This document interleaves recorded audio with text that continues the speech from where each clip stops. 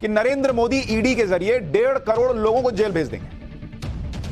1.5 करोड़ लोगों को, मतलब अभी तक था कि नेताओं को जेल भेज रहे हैं, अब मोदी जी 1.5 करोड़ लोगों को जेल भेज देंगे। अब ये 1.5 करोड़ लोग कौन है, ये अभी आपको बताऊंगा। अब एक तरफ तो ये लोग कहते हैं कि फलाना व्यापारी नीरव मोदी, विजय माल्या देश का पैसा चोरी करके विदेश भाग गए, मोदी जी ने भगा दिया। मोदी जी व्यापारियों के साथ हैं, सूट बूट वालों की सरकार। दूसरी तरफ कह रहे हैं मोदी जी सूट बूट पहनने वाले व्यापारियों को जेल में डालने के लिए देखिए नियम ले आए। भाई मन बनाओ एक बार कि मोदी जी चोरी करवाना चाहते हैं टैक्स की या नहीं करवाना चाहते, क्योंकि विजय माल्या तो हाथ जोड़कर बाप बाप कर रहा है कि भाई जितना लूटा नहीं उससे ज्यादा तो तुमने मेरी संपत्ति जब्त कर ली, उसको बेच के पैसा निकाल लिया। ब्रिटेन की सरकार के बारे में बताया जा रहा है कि नीरव मोदी के बारे में वहां उनको जबरदस्त जो है वो रगड़े हुए हैं। जब बैठक होती है तब कहते हैं कि उसको कब भेज रहे हो जी बताओ। और यहां पर जो चोरी कर रहे हैं देश का पैसा, उसको टाइट करने लगे तो केजरीवाल भी उछल रहे हैं, उनकी पार्टी भी उछल रही है, कांग्रेस भी उछल रही है। अच्छा, इस फैसले की डिटेल सुनकर आपको यही लगेगा कि इसमें गलत क्या है। जो जीएसटी के मामले में बड़ी गड़बड़ कर रहे हैं उनमें तो डर होना ही चाहिए। चोरी कर रहा है तो चोरी करने दे क्या, अगर कोई गलत कर रहा है तो उसका हिसाब देना चाहिए भाई, क्योंकि नुकसान तो देश का हो रहा है। लेकिन इस फैसले पर दुष्प्रचार यह किया जा रहा है कि यह फैसला तो व्यापारियों के खिलाफ है। मोदी ने ईडी को व्यापारियों के पीछे छोड़ दिया, मोदी तो सबको जेल में डाल देंगे। अरे कैसे भैया, कल को आप कहेंगे कि अपराध करने वाले के खिलाफ सख्त कानून आया है तो इसका मतलब सारे नागरिक को जेल में डाल रहे हैं। अरे भाई जो अपराध करेगा उसको डालेंगे, वैसे ही जो टैक्स की चोरी करेगा वही जेल जाएगा, सब कैसे जेल चले जाएंगे। अच्छा, सबसे बुनियादी सवाल यह कि यह फैसला व्यापारियों के खिलाफ कैसे हो सकता है, क्योंकि यही व्यापारी तो जीएसटी के जरिए देश का खजाना भर रहे हैं, जिससे देश चल रहा है। कोई भी सरकार अपने पैर पे कुल्हाड़ी मार लेगी। मैं आपको एक आंकड़ा आपको यह बताया कि 1.5 करोड़ लोगों को तो एक तो कोई उठा के जेल में डाल नहीं सकता, तो पहला लॉजिक यही पर केजरीवाल जी का फेल हो जाता है। दूसरा, अगर आप जीएसटी कलेक्शन देखिए, देश के अंदर जीएसटी कलेक्शन अप्रैल के महीने में रिकॉर्ड जीएसटी कलेक्शन हुआ था 1,87,000 करोड़ का, 1.787 लाख करोड़। मतलब अब धीरे धीरे सरकार जो है वो 2 लाख करोड़ जीएसटी कलेक्शन की तरफ जा रही है। ऑल टाइम हाई 1,87,000 करोड़ रुपया जीएसटी कलेक्शन हुआ अप्रैल में, और सरकार उठा के व्यापारियों को जेल में डाल देगी। तो फिर पैसा कौन देगा देश चलाने के लिए, कहां से आएगा पैसा। अरे लॉजिक तो ढंग का लाइए बॉस। जिससे पैसा आ रहा है उसी को उठा के कोई जेल में डालता है, जिससे पैसा नहीं आ रहा है, जो चोरी कर रहा है उसको जेल में डालने का प्रावधान हो रहा है, ताकि यह पैसा और बढ़े, ज्यादा पैसा आएगा, देश में ज्यादा विकास हो। और पिछले 2 महीने का जीएसटी कलेक्शन आप देख लीजिए। जून में जीएसटी कलेक्शन, जून 2023 का आपको बता रहा हूं, 1,61,000 करोड़ का हुआ था। और 2022-23 में आप देखिएगा, ये आपको 2023-24 का बता रहा हूं, और इसी जून को 2022-23 से कंपेयर कीजिएगा, मतलब पिछले साल से, तब जून में कितना था, 1,44,000 करोड़। मतलब एक साल के अंदर कहां 1,44,000 करोड़ जो जून में आया था वो बढ़कर सीधा 1,61,000 करोड़ हो गया। जीएसटी कलेक्शन बढ़ रहा है और नरेंद्र मोदी सरकार व्यापारियों को उठा के जेल में डालने वाली। क्या केजरीवाल जी बात। मई में जीएसटी कलेक्शन जो है वो पिछले साल के 1,40,000 करोड़ से बढ़कर 1.5 लाख करोड़, 1,57,000 करोड़ हो गया। अब सवाल यह है कि सरकार ने जीएसटी को लेकर फैसला किया तो उस फैसले की जरूरत पड़ी क्यों, इसका फायदा क्या है। पहले फायदे सुनिए। पहला फायदा तो यह है कि जीएसटीएन को पीएमएलए के तहत लाने से बड़ी टैक्स चोरी करने वालों पर तेजी से एक्शन हो पाएगा। दूसरा फायदा यह है कि ईडी के जांच के जरिए टैक्स चोरी की रिकवरी तेजी से हो सकेगी। तीसरा फायदा यह है कि टैक्स चोरी करने वाले भगोड़ों पर कड़ी नजर रखी जा सकेगी। चौथा फायदा, ईडी के कठोर नियमों की वजह से टैक्स चोरी करने वाले डरेंगे और टैक्स चोरी से बचेंगे। इससे सरकार का टैक्स रेवेन्यू बढ़ेगा। टैक्स रेवेन्यू बढ़ेगा तो देश में विकास के कामों के लिए और पैसा आ पाएगा। पांचवा फायदा, मनी लॉन्ड्रिंग के जरिए इंटरनेशनल रूट से होने वाली जीएसटी की चोरी की रिकवरी भी आसान हो सकेगी। इस फैसले की जरूरत क्यों पड़ी, यह तो फायदा बता दिया, लेकिन कोई तो जरूरत होगी। भाई 1,80,000 करोड़ का जीएसटी आ रहा है, फिर भी सरकार को लग रहा है कि नहीं अभी और टाइट करने की जरूरत है, कुछ तो उनको दिख रहा होगा ना। क्यों फैसला लेना पड़ा इसको समझिए। जीएसटी के मामले में ईडी की जांच का फैसला इसलिए भी लिया गया क्योंकि इस वक्त देश में बड़े पैमाने पर अभी भी जीएसटी की चोरी चल रही है। डायरेक्टरेट ऑफ जीएसटी इंटेलिजेंस के मुताबिक, अब यह आंकड़ा सुनिए, आपको समझ में आएगा कि क्यों नरेंद्र मोदी पेच टाइट कर रहे हैं। जीएसटी की चोरी के मामले को सुनिए। इतना होने के बाद 1,81,000 करोड़ का रिकॉर्ड रेवेन्यू आया है। सोचिए कितना जीएसटी की चोरी हो रही होगी कि फिर भी नियम लाना पड़ रहा। साल 2022-23 में जो जीएसटी की चोरी हुई, कितनी हुई आपको पता है? 1,01,000 करोड़ की, लाख करोड़ की चोरी हुई, टैक्स चोरी। 1 लाख करोड़ की जीएसटी कलेक्शन की चोरी हो गई भाई। अच्छा, ऐसा नहीं कि रिकवरी का प्रयास नहीं हुआ, रिकवरी इसमें से कितनी हुई? 21,000 करोड़ की रिकवरी हुई, 21,000 करोड़ की। नहीं हुई कितनी रिकवरी, या डूब गया पैसा, डूब गया कह लीजिए, या जिसका भी प्रयास चल रहा होगा कि भाई कर ले, ये 80,000 करोड़ रुपए चले गए। या डूबना नहीं कहिए क्योंकि अभी भी इसका प्रयास तो हो ही रहा है, तो कहिए नहीं मिला, कहिए नहीं मिला, अभी 80,000 करोड़ रुपए नहीं मिला। 80,000 करोड़ रुपए देश का छोड़ दें कि लो जाओ तुम लोग खा लो, मजे कर लो।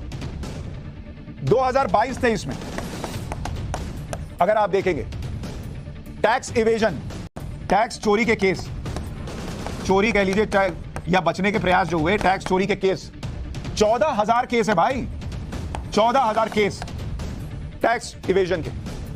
और 2021-22 में ये कितना था? 2021-22 के लिए था 12,574 केस। मतलब टैक्स चोरी करने, टैक्स इवेजन करने वाले बढ़ते जा रहे हैं। तो क्या करे सरकार? हाथ पे हाथ धर के बैठी रहेगी ना तुम चोरी करो। जुलाई 2017 से लेकर फरवरी 2023 तक, इतने के बीच जीएसटी इवेजन कितना हुआ पता है? जीएसटी की चोरी कह लीजिए, कुल चोरी जो हुई है इतने दिन में वो 3,08,000 करोड़ की हुई है। 3,08,000 करोड़। और इसमें से रिकवरी कितनी हुई है? 1,03,000 करोड़ की रिकवरी हुई है। 1,03,000 करोड़। 3 लाख करोड़ की चोरी हो रही है, 1 लाख करोड़ जो है रिकवर हो पाया है, 2,05,000 करोड़ अभी रिकवर नहीं हुआ है। यानी अगर इसको परसेंट में देखिएगा तो 33% रिकवरी है। और इन मामलों में गिरफ्तारी कितनी हुई है? अरेस्ट हुए हैं 1,402 लोग। देश में व्यापारी कितने हैं? 1.5 करोड़ जो जीएसटी में नामित हैं, जीएसटी में रजिस्टर्ड हैं। 1.5 करोड़ में से 1,400 लोग अरेस्ट हुए हैं, टैक्स की चोरी कर रहे हैं। उसके बावजूद 33% की रिकवरी है, अभी भी 67% रिकवरी नहीं हो पा रही। इसलिए सरकार ये नया नियम लाई कि भैया तुम ईडी जो है तुम भी घुसो इसमें, नहीं तो देश का पैसा इसी रफ्तार से चोरी होता रहा, जीएसटी की चोरी होती रही तो देश में कैसे विकास होगा? कि नरेंद्र मोदी ईडी के जरिए 1.5 करोड़ लोगों को जेल भेज देंगे। 1.5 करोड़ लोगों को, मतलब अभी तक था कि नेताओं को जेल भेज रहे हैं, अब मोदी जी 1.5 करोड़ लोगों को जेल भेज देंगे। अब ये 1.5 करोड़ लोग कौन है ये अभी आपको बताऊंगा, लेकिन पहले सुनिए कि इस प्रोपेगेंडा की शुरुआत किसने की। वही व्यक्ति जो नरेंद्र मोदी को चौथी पास राजा बताते हैं, खुद आईआईटी पास हैं, लेकिन उनका ज्ञान की गगरी जो छलक रही है वो आज आपको दिखाऊंगा कि किस दिशा में छलक रही है। उनका नाम है श्री अरविंद केजरीवाल। अरविंद केजरीवाल जी ने आज सुबह सुबह एक ट्वीट किया, लिख रहे हैं जीएसटी के मामले में ईडी के जांच के नए फैसले पर सवाल उठा रहे हैं। क्या कह रहे हैं पहले ये सुनिए, फिर आपको सच बताता हूं, फैक्ट्स बताता हूं। अरविंद केजरीवाल दावा कर रहे हैं ट्वीट के जरिए कि व्यापारियों का एक बहुत बड़ा हिस्सा जीएसटी नहीं देता है, कुछ मजबूरी में नहीं देता है, कुछ जानबूझकर नहीं देता, ये वो लिख रहे हैं। केंद्र सरकार ने कुछ दिन पहले जीएसटी को भी ईडी के दायरे में शामिल कर दिया। यानी अब अगर कोई व्यापारी जीएसटी नहीं देता है तो ईडी उसे सीधे गिरफ्तार करेगी और बेल भी नहीं मिलेगी। जीएसटी प्रणाली इतनी जटिल है कि जो लोग पूरा जीएसटी भी दे रहे हैं उन्हें भी किसी प्रावधान में फंसाकर जेल में डाला जा सकता है। यानी देश के किसी भी व्यापारी को केंद्र सरकार जब चाहे जेल भेज देगी। यह बेहद खतरनाक है। व्यापारी व्यापार करने की बजाय अपने को बस ईडी से बचाता फिरेगा। देश के छोटे छोटे व्यापारी भी इसकी चपेट में आ जाएंगे, कोई व्यापारी नहीं बचेगा। यह देश की अर्थव्यवस्था के लिए बेहद खतरनाक है। अब अगर आप केजरीवाल जी के लॉजिक से चलें, आईआईटी पास सीएम के लॉजिक से चलें, तो उनका लॉजिक यह कहता है, पहले यह लॉजिक सुनिए फिर इस लॉजिक में कितने छेद हैं अभी बताऊंगा। केजरीवाल जी का लॉजिक कहता है कि भाई नरेंद्र मोदी सारे व्यापारियों को उठा के जेल में डालने वाले। देश में जीएसटी भरने वाले व्यापारी कितने हैं आपको पता है? इनकी संख्या जो रजिस्टर्ड है, इनकी संख्या करीब 1.5 करोड़ है। 1.5 करोड़। तो केजरीवाल जी के मुताबिक ये 1.5 करोड़ व्यापारियों को नरेंद्र मोदी उठाएंगे नए नियम के तहत और ईडी के लोगों से कहेंगे जाओ सबको लेके आओ, जाओ जेल में डालो। अब पहली बात तो यही सोचने वाली है कि इतनी बड़ी संख्या में देश के अंदर व्यापारी हैं जो जीएसटी देते हैं। जिस जीएसटी से देश चलता है, तो क्या कोई आदमी 1.5 करोड़ लोगों को उठा के जेल में डाल देगा? ये लॉजिक है, ये आईटी पास सीएम का लॉजिक है। 1.5 करोड़ लोगों को कह रहे हैं ना कि सब व्यापारियों को उठा के जेल में डाल देंगे। 1.5 करोड़ लोगों को कोई जेल में डाल सकता है? अच्छा, कह रहे हैं कि सब छोटे बड़े व्यापारी को उठा के जेल में। भैया 40 लाख तक का अगर टर्न ओवर है किसी बिजनेस का, अगर किसी व्यापारी का 40 लाख तक का टर्नओवर है, उसको नो जीएसटी है भाई, उसको टैक्स नहीं देना पड़ता। नो टैक्स, यहां सीधा लिख दीजिए नो टैक्स। अब आप बताइए जिसको टैक्स ही नहीं देना है उसको कैसे उठा के अंदर डाल देंगे? छोटा व्यापारी तो ऑलरेडी बचा हुआ है। दूसरी बात यह है कि ये वही नेता हैं जो पहले कहते थे कि ईडी को तो विपक्ष के पीछे लगा दिया गया, अब कह रहे हैं कि ईडी को व्यापारियों के पीछे लगा दिया गया है। क्यों? सारे नेता से मन भर गया मोदी जी का, कह रहे पब्लिक को पकड़ लो। पहले ये कहते थे कि विपक्ष को जेल के अंदर करना चाहते हैं, अब कह रहे हैं कि व्यापारियों को जेल के अंदर करना चाहते हैं। यानी फुल स्पीड से प्रोपेगेंडा चल रहा है भाई। अब यहां यह भी देखिए कि जो कांग्रेस केजरीवाल को भाव नहीं देती, जो राहुल गांधी केजरीवाल को मिलने का टाइम तक नहीं देते, उन राहुल गांधी की पार्टी भी वही बात कह रही है जो केजरीवाल कह रहे हैं। क्योंकि भाई इससे व्यापारियों का सेंटीमेंट मिल जाएगा ना। अगर व्यापारियों के दिमाग में भर दिया जाए कि मोदी जी तुमको जेल में डालने वाले हैं, और अगर 1.5 करोड़ व्यापारी जीएसटी भरते हैं, तो 1.5 करोड़ व्यापारियों के घर में अगर 2-2 लोग भी वोट देते होंगे तो 3 करोड़ वोट ऐसे ही आ जाएगा।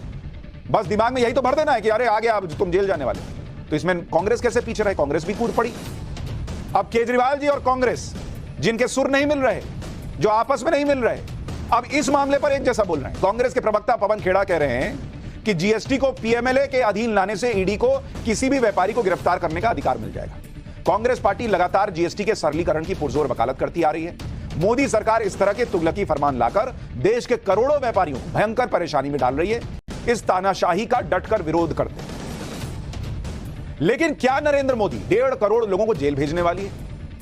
इसका सच आपको बताते हैं कि क्या नरेंद्र मोदी सरकार ऐसा करने का सोच रही है। लेकिन पहले पूरा मामला समझिए, फिर आपको फैक्ट्स और फिगर्स बताता हूं। हुआ क्या है कि 7 जुलाई को केंद्र सरकार ने जीएसटी से जुड़ा एक बड़ा फैसला लिया। वित्त मंत्रालय ने एक नोटिफिकेशन जारी करके जानकारी दी कि जीएसटीएन यानी goods and services tax network अब पीएमएलए यानी prevention of money laundering act के दायरे में आएगा। इसका मतलब क्या हुआ? इसका मतलब यह हुआ कि जीएसटी चोरी के मामलों की जांच अब मनी लॉन्ड्रिंग एक्ट के तहत हो सकेगी, जिसका इस्तेमाल ईडी करती है। किसकी जांच करेगी? जीएसटी चोरी की। इस नोटिफिकेशन के बाद जीएसटी में फर्जीवाड़ा करने वाले व्यापारी, कारोबारी, कोई फर्म के खिलाफ ईडी सीधे तौर पर अब जांच कर पाएगी। अभी तक यह होता था कि जीएसटी चोरी के मामलों की जांच सीबीआईसी यानी central board of indirect taxes and customs directorate general of GST intelligence करता है, और कुछ केस में पुलिस भी जांच करती है। इस नोटिफिकेशन के आने के बाद जीएसटी ट्रांजैक्शन से जुड़ी कोई भी जानकारी ईडी और फाइनेंशियल इंटेलिजेंस यूनिट अपने पास मंगवा सकेगी। एफआईयू और ईडी भी अपने स्तर पर जीएसटी चोरी और टैक्स से जुड़ी फर्जी ट्रांजैक्शन, फर्जी इनवॉइसेस से जुड़ी जानकारी जीएसटीएन से शेयर कर सकेंगी। मतलब वो जीएसटीएन को बताएंगे, उस नेटवर्क को बताएंगे कि भैया हमको लग रहा है यहां चोरी हो रही है, आप देख लीजिए, या फिर खुद भी देख सकेंगी। जहां उनको लगेगा कि लेन देन संदिग्ध है, जहां टैक्स की चोरी हो रही है, जहां कुछ गड़बड़ी हो रही है। और ये क्यों करना पड़ा अभी ये भी बताऊंगा। जीएसटीएन यानी goods and services tax network वो इंफॉर्मेशन टेक्नोलॉजी सिस्टम है जो जीएसटी पोर्टल को मैनेज करता है। यानी नरेंद्र मोदी सरकार ईडी को भी अब शक्ति दे रही है कि अगर कोई देश का पैसा चुराता है, अगर देश का टैक्स चुराता है, तो उस पर कार्रवाई हो सकती है।